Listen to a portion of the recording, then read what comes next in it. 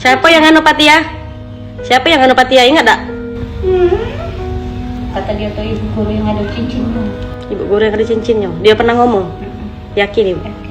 Makanya aku nanti. Tapi dia ngomongnya cak itu, Bi. Sampai sekarang dia tidak galak ke sekolah, Bi. Takut dia. Trauma.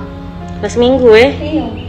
Kalau dari pengetahuan saya dalam dunia medis itu menunjukkan gejala curiga namanya pertusis, batuk rejan. Dan ketika saya dengerin batuk adiknya itu khas, dia ada narik nafas panjang dulu, baru batuknya itu rentetan terus sampai ada suara melengking. Adiknya juga ada muntah kata ibunya kalau batuk. Jadi saya buatlah waktu itu suspek pertusis atau curiga pertusis.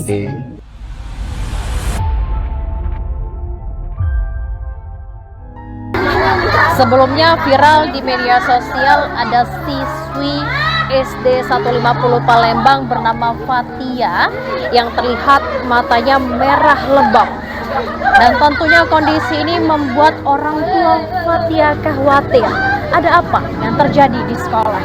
Dan untuk memperjelas berita ini, kita akan mengungkap fakta dan mendengar langsung cerita ini dari pihak SDN 150 Palembang, dan kita akan mewawancarai Kepala Sekolah SDN 150 Palembang.